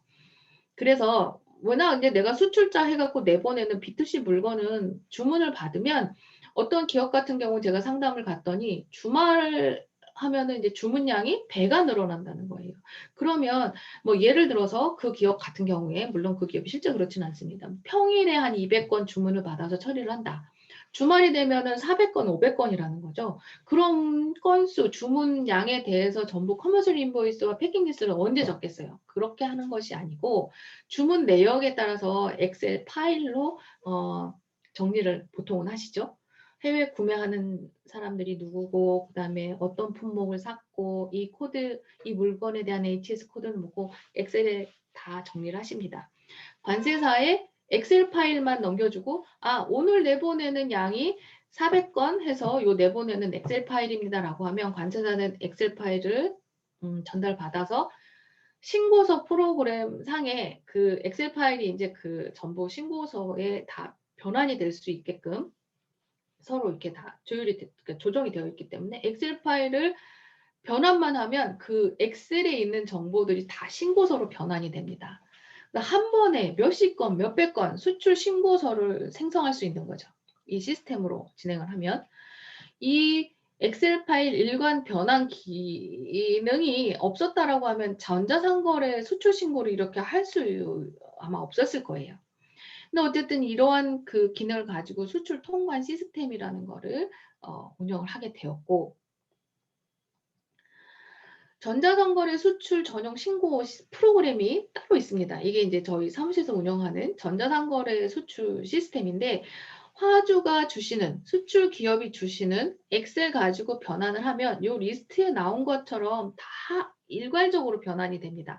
요 하나씩 하나씩 출력을 해서 신고서 해서 화면을 띄워버리면 몇백 건 몇천 건까지는 안 해봤지만 어쨌든 그 몇백 건이라는 그 신고서에 대한 부분들이 그 간이하게 수출되는 신고 필증으로 다 이제 조회가 돼요. 그래서 이런 시스템이 있구나. 전자 상거래 수출 시스템이구나. 이런 걸로 간이하게 수출 신고가 가능하구나. 라는 부분들이 지금 이제 제도적이나 기술적으로나 프로그램 또 그리고 고시 규정을 계속 개정을 하면서 이 기업들에 대한 지원을 계속 하고 있다라고 보시면 되겠습니다. 그래서 이 시스템에 의해서 발급받은 수출 신고 필증이 요 우측에 나와 있는 이 신고 필증이에요. 보시면 신고 구분 2라고 되어 있고 전자상거래 간이 수출 신고라고 되어 있죠. 거래 구분은 또 15로 들어가네요. 이것도 이제 좀 맞춰 놓은 것 같아요. 그러면 전자상거래 수출 신고 필증과 일반 수출 신고 필증을 제가 한번 비교해 보십시오라고 해갖고 이제 두 가지를 이제 가져온 거고, 여기 저희가 이제 그 신고한 수출 신고 필증이에요. 이거는 이제 일반 수출 신고 필증이고, 신고군 2로 되어 있고, 여기는 이제 일반 신고 이렇게 되어 있어요. 쭉 보시면 신고 필증이 별반 다르지 않죠. 단지 요 좌측에 있는 수출 신고 필증은 아까도 말씀드렸던 그 인보이스 패킹 기준으로 이제 관세사 사무원이 작성을 해서 요 신고 필증을 생성해서 수출 신고한 건이고요. 이거는 기업에서 전달받은 엑셀 가지고 일괄 변환돼서 생성된 그냥 수출 신고 필증입니다. 간이 수출 신고 전자상거래 물품에 해당되는 경우에 이렇게 간이 수출 신고 필증이 발급이 되기 때문에 아까도 말씀드렸던 환급이 가능하고 반품돼서 들어오는 물건에 대한 재수입 면세가 가능한 거죠. 그리고 부가세 영세율도 요 수출신고 필증 가지고 수출을 했다라는 걸 입증하시면 됩니다. 그래서 자꾸 수출신고 하세요. 수출신고 하세요. 그래서 제도권 안으로 그냥 목록해서 그냥 뭐 그 특성으로 그냥 내버리는 거 또는 또 뭐 우편물 해서 그냥 발송해 버리는 거 이런 것보다는 실제적으로 이렇게 간편한 방법으로 그 수출신고 필증을 발급을 받으시고 혜택을 좀 누리시는 게 어떻겠습니까? 라고 해서 점점 이제 그 온라인 수출이라는 범주 안에 이 기업들이 모여서 이 제도를 활용하기를 바라는 거죠. 그리고 새롭게 이제 그 고시 규정에 요 시스템, 그러니까 전자상거래 시스템 중에서도 수출 목록 변환 시스템이라는 게 또 하나 있습니다. 이 수출 목록 변환 시스템을 구축을 하고 그 널리 지금 이제 홍보해서 이제 쓰고 있는 관세사들도 좀 있긴 한데 목록 통관이나 정식 수출 신고의 한계를 보완한 신고 방식, 좀 새로운 신고 방식이고 B2C 급증에 따른 전용 통관 체제가 필요했기 때문에 새롭게 구축한 시스템이라고 보시면 돼요. 신고는 이제 관세사가 하고요. 이제 그 이행 내역까지도, 그러니까 아까 적재 이행, 발송 확인 이러면서 수출 신고 번호 전산 등록 뭐 이런 이야기를 이제 많이 했었죠. 왜냐하면 그게 미선적으로 올라오지 않기 때문에 발송이 되었다는 것 그리고 적재되었다라는 확인 뭐 이런 부분들을 다 이제 화주가 사후 절차를 관리하듯이 그런 절차가 필요했었는데 이 부분은 그 목록에 대한 부분들 또는 이제 적재 이행에 대한 부분들에 대한 그 불편함을 없애기 위해서 여기 보시면 이제 이행 신고 가름 뭐 이런 식으로 해서 그 운송에 관련된 부분들 적재 확인에 관련된 부분들을 좀 시스템을 보완했다고 해야 되겠죠? 보완하는 그런 새로운 시스템이다라고 하는 것이 하나 있어요. 근데 이제 그 목록 통관에 대한 그런 정보들 가지고 수출 목록 변환 시스템에 하면 바로 정식 수출 신고에 준하는 수출 신고 필증도 나오고 뭐 이런 부분들 나오는 새로운 시스템이다. 수출 목록 변환 시스템이다라고 되어 있고요. 여기 수출 목록 변환 시스템을 이용해서 하면 이 물건이 이제 어느 항공기를 타고 이제 그 물건이 나가는지 그리고 뭐 어느 운송사 통해서 이제 나가는지 뭐 이런 부분들까지도 전부 다 기입을 해서 신고를 할 수 있기 때문에 따로 수출자나 또는 운송사가 이행 신고를 하지 않아도 된다라는 이제 장점이 있다라고 하는데 아직까지 전산이 그렇게 이제 막 이제 그 항공사나 또는 이런 이행신고 해야 되는 그런 것들이 전산상 이제 원활하지는 않은 것 같아요. 아직까지는. 어쨌든 이런 시스템들이 계속 이제 나오고 있고 이 시스템들은 아마 계속 보완이 될 거예요. 좀 더 간편하고 빠르고 그리고 수출 신고 필증이 나올 수 있는데 이제 문제 없도록 점점 개선이 되어 나가겠죠. 가장 최근에 나온 시스템 자체가 수출 목록 변환 시스템이라고 보시면 됩니다. 이걸 이용을 해서 수출 신고를 하기도 하고 있어요. 일반 수출 신고에 비해서 전자상거래 수출 시스템 같은 경우는 이제 엑셀 가지고 진행을 하기 때문에 엑셀을 작성하시는데 이제 오류가 없다면 저희가 신고서 변환하는 데 있어서도 오류가 나질 않습니다. 그리고 이런 부분들은 다 이제 워낙 이제 건수가 많다 보니까 이런 업무 자체가 건수가 많다 보니까 관리는 이제 실제로 뭐 정정이 나오던 취하가 나오던 기업들이 이렇게 그 수출 신고에 대한 내역을 관리 직접 하시긴 수출 신고 건수가 얼마 없다라고 하면 얼마든지 이제 가능하지만 솔직히 취하 뭐 이런 부분들 나왔을 때 수출 신고 필증은 발급받았는데 구매자가 주문을 선적하기 전에 취소했다라고 했을 경우에는 수출 신고 필증도 같이 취하가 이루어져야 되기 때문에 이런 부분들에 대한 관리를 조금 이제 직접 하시기에는 조금 어려울 수도 있습니다. 어쨌든 지금 이제 그 수출 전용 신고 프로그램이 이렇게 있고 우리가 엑셀 변환서 만든 이런 신고서 양식 그리고 수출 신고 필증을 발급받은 신고 필증까지 해서 여러분들이 보시기 편하게끔 이렇게 해서 발급을 받는구나. 간이하게 수출할 수 있는 전자상거래 간이 수출 신고에 대한 시스템이 있구나. 이렇게들 다들 발급하고 있구나. 나 말고 다른 사람들 다 하고 있구나. 이렇게 한번 좀 보시면 좋을 것 같습니다. 반송 통관의 개요라는 것들을 이제 어제 좀 설명을 좀 드렸던 내용이라서 그 내용들을 한번 짚고 넘어가도록 하겠습니다. 우리나라에 도착한 외국 물품이 어떤 사정에 의해서 수입 통관하지 않고 외국 물품 상태 그대로 반출하는 것. 이 외국 물품은 반드시 보세구역에 장치된 상태이어야 합니다. 반송 통관의 대상이라고 되어 있으면 보세구역에 반입된 상태 그대로 외국으로 내보내는 것.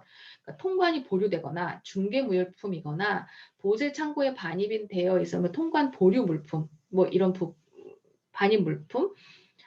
보세창고 반입 물품이라고 이렇게 써놓은 이유는 뭐냐면 보세창고에 반입되었던 물품이 뭐 통관 보류가 되었던 중개물품이 되었던 보세창고 반입이 되었던 물건이던 어쨌든 수입할 의사가 없기 때문에 그냥 되돌려 보내야 된다라고 판단이 되시면 그때는 수입 신고해서 수입 통관 절차를 진행하시는 게 아니라 바로 그냥 반송 신고해서 물건을 그냥 되돌려 내보내는 국외로 반출해버리는 이런 절차일 때는 반송 신고 필증을 활용을 하자라고 하는 부분이죠.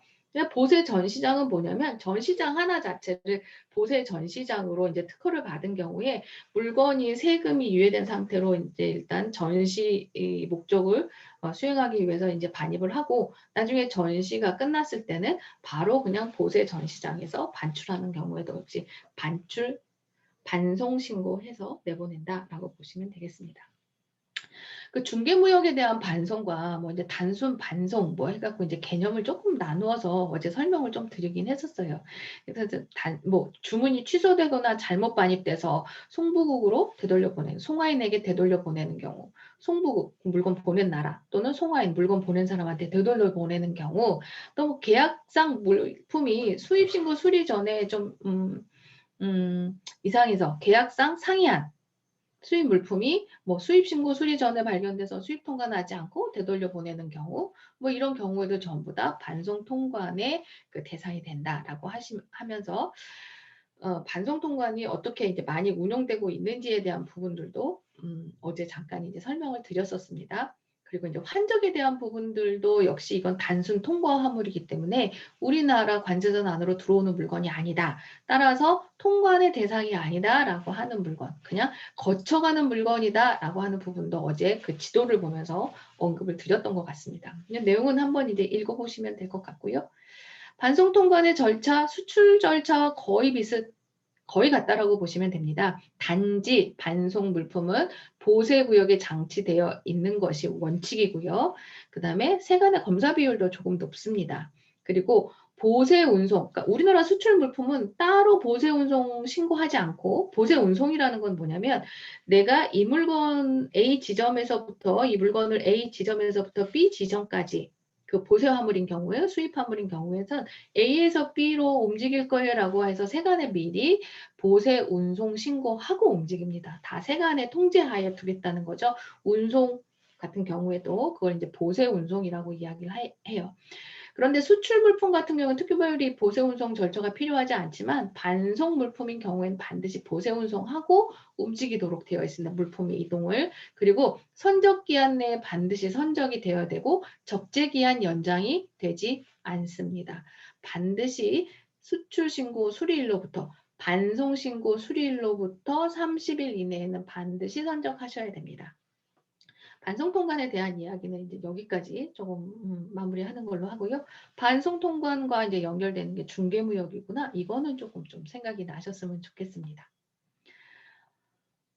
그 다음에 이제 반송 신고 필증과 뭐 이런 부분들, 필증의 그 종류를 제가 이제 몇 가지 이제 왔는데요. 이제 명인관세사는 제가 이제 법인에 합류하기 전에 운영하던 이제 관세사무소 이름이고요. 저희 수출신고 필증입니다. 보시면 거래 구분에 79번이라고 되어 있죠. 중개무역으로 내보내는 반송신고 필증을 한번 보여드리려고 가져온 것이 바로 좌측에 있는 수출신고 필증이에요. 그리고 일반 수출신고 필증 중에서도 바로 거래구분 11번에서 일반 PL신고 나오는 게 일반 수출신고 필증입니다. 뭐 화주에 대한 그런 인포 문제 전부 가렸고요. 그래서 수출신고 필증에 이러한 것들이 기재가 되는구나. 그리고 거래 구분이 여기 들어가는구나. 결제는 뭐 신용장으로 하네, 아 여기는 TT로 하네, 뭐 이런 부분들 한번 좀 보실 기회가 있으시면 이렇게 꼼꼼히 보시면 재미있습니다. 우리 이런 거 홈쇼핑에서 그 쇼호스트가 이런 수입신고 필증 많이 보여주잖아요. 근데 그 대단한 서류인 건 마냥 막 보여주고 그러는데 뭐 그리고 이제 또 거래 구분을 조금 좀 보시는 게 어떨까 싶어서 가져온 것이 또 이제 이 페이지에 나와 있는 그 수출신고 필증인데요. 보시면 거래 구분 72에서 원상태 수출권입니다. 아, 요거 원상태 수출로 진행하면 나중에 환급받을 수 있겠구나. 여기 신고인 기재란에 원상태 수출에 그 수입했던 신고 내역에 대한 부분들이 기재가 되어 있죠. 또 우측에 있는 신고 필증을 보시면 93번, 아 이거 위약에 관련된 부분이구나. 아 요것도 환급하고 관련이 있겠네. 그럼 수입했던 수입신고 번호가 쭉 나와 있죠. 이게 저쪽 송하인의 그 귀책에 의해서 우리가 계약이 좀 위반되는 그런 물건들을 받아 썼어요. 근데 이거 우리가 소비하지 않고 다시 내보낼 겁니다. 라고 해서 진행하는 그 수출신고 필증이 되겠죠. 그래서 수입신고 내역이 신고인 기재란에 전부 기재가 되어 있습니다. 수출신고 필증을 이렇게 좀 한번 보시면 좋을 것 같아서 가져온 내용들이고요. 수출신고 필증이라고 되어 있는데 어떤 건 적재전이라고 되어 있고 어떤 건 수출 이행이라고 되어 있습니다. 이게 수출신고 필증을 출력하는 시점이 달라서 이렇게 발급되는 거라고 보시면 되는데 적재전이라고 나오는 거는 수출신고 필증은 발급받았지만 아직 선적 전인 필증이에요. 아직 선적이 이루어지지 않은 수출신고 필증. 그런데 우측에 있는 수출신고 필증은 수출 이행이라고 나오죠. 그런 건 뭐냐면 수출신고 필증을 발급받고 선적까지 완료된 수출신고 필증입니다. 여기 수출신고 번호가 전산 등록돼서 올라가서 이것이 적재 확인이 돼서 이미 우리나라 밖으로 반출되었다는 의미예요. 그래서 수출신고 필증은 두 가지 형태로 발급된다라고 설명하는 책들도 있어요. 그 결과적으로 수출신고 필증을 언제 출력했는지에 따라서 어떤 건 적재전이라고 나오고 어떤 건 수출 이행이라고 나오는 거예요. 적재전, 아직 선적이 이루어지지 않은 그런 수출신고 필증, 그 다음에 선적이 다 이루어지고 이행이 마무리된 수출신고 필증, 이렇게 이해하시면 됩니다. 필증을 출력하면 이게 두 가지 이렇게 다르게 출력이 돼요. 이것도 보여드리려고 이렇게 이제 갖고 온 겁니다. 제가 이제 오늘 이제 그 강의를 이제 마무리할 건데 제일 중요하게 가장 기본적으로 오늘 강의에서 조금 염두에 두세요라고 이제 말씀드린 거는 일반 수출권에 관련된 부분들은 이제 앞 시간 또는 어제 이제 그 말씀드렸던 내용들 해서 숙지해 주시면 좋고 B2B를 거래하시는 기업들이 B2C도 하시고 그 B2B를 원래 전통적으로 하시던 업체이면서 B2C로 업무 확대를 하시고 싶어 하시는 기업들이 상당히 많이 있습니다. 그리고 저한테 전화 걸어서 물어보시는 경우도 가장 중요한 게 이제 비용, 그리고 이제 내보내는 것에 대한 그런 절차, 이런 부분에 대한 질문을 이제 상당히 많이 받다 보니까 일반 수출권과 조금 별도로 페이지나 목차를 좀 나누어서 전자상거래에 대한 부분들을 지금 이제 중점적으로 좀 말씀드렸다고 할 수 있어요. 수출 신고를 하면 나한테 어떤 이점이 있는지, 보통 이제 관세 환급이나 이제 그 영세율 또는 수출 실적 같은 경우 세 가지를 이제 많이 꼽습니다. 그리고 그 전자상거래 수출에 대한 그런 지원을 어떻게 혁신해 나가고 개선해 나갈 것인지에 대한 부분의 논의가 활발했고 그 논의의 그 일환으로 나온 것들이 전자상거래 간이 수출 신고 또 수출 목록 변환 시스템 두 개가 있다. 이거는 굳이 인보이스 패킹에 대한 그런 선적 서류를 내가 껌껌이 만드는 것이 아니라 그 판매 내역을 엑셀로 정리해서 옮기면 그 엑셀의 내용대로 정보대로 그 수출 신고서가 생성이 되다. 그랬다 보니 다품목 소량에 그렇게 내보내는 그 전자상거래 수출에 대해서 상당히 잘 대응할 수 있는 시스템이다. 이 부분은 아무래도 향후 계속 개선될 부분에 속한다. 라는 부분들. 아주 신속하게 작성이 가능하다. 이거 보면 정말 그렇습니다. 엑셀 가지고 업로드해서 변환하면 바로 신고서로 생성이 되니까 상당히 좀 빠르게 업무가 진행이 되고 있죠. 그리고 목록 변환은 그 목록 통관에 대한 정보를 가지고 그 시스템에서 수출 신고가 가능하고, 이행 신고도 그 따로 이행 신고할 필요 없이 이행 신고, 적재 확인이나 뭐 발송 확인이라든지 이런 그 추후 사후 절차에 대한 이행 신고에 대한 부담도 없이 가능한 시스템이 바로 수출 목록 변환 시스템이라고, 새로운 시스템도 있다라고 하는 부분들.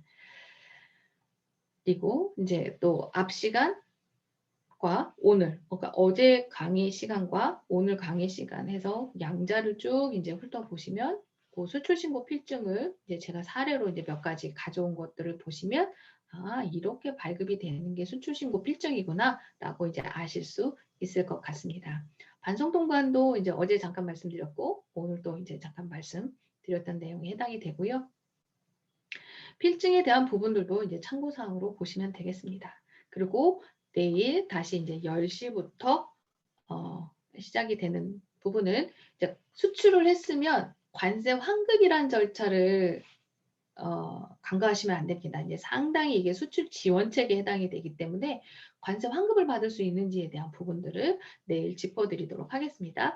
그리고 수출 기업들 같은 경우에는 또 이제 FTA라고 해서 원산지 증명서에 대한 그 상담이 굉장히 많습니다. 원산지 증명서, FTA는 계속 뭔가 이제 맺어지고 있다고 하는데, 이제 우리 2월 1일 되면 이제 RCEP이라고 또 새로운 FTA가 이제 발효가 되는데요. 그 FTA는 이제 일본과의 거래에서 이제 상당히 좀 영향력이 있을 거라 생각이 되고, 원산지 증명서는 도대체 어떻게 발급받는지에 대한 부분들, FTA를 어떻게 활용할 것인가에 대한 부분들을 또 이제 세세히 들어갈 수는 없지만, 그 부분들에 대해서 내가 FTA를 어떻게 활용하면 좋을지, 어떤 준비를 하면 될지에 대한 부분들을 FTA 활용 부분에 있어서 이제 조금 개념이나 이런 부분들, 원산지 증명서에 대한 부분들을 조금 말씀드리려고 합니다. 또 긴 시간 또 오늘 이제 강의를 들어주셔서 감사하고요. 내일 다시 뵙겠습니다. 고맙습니다.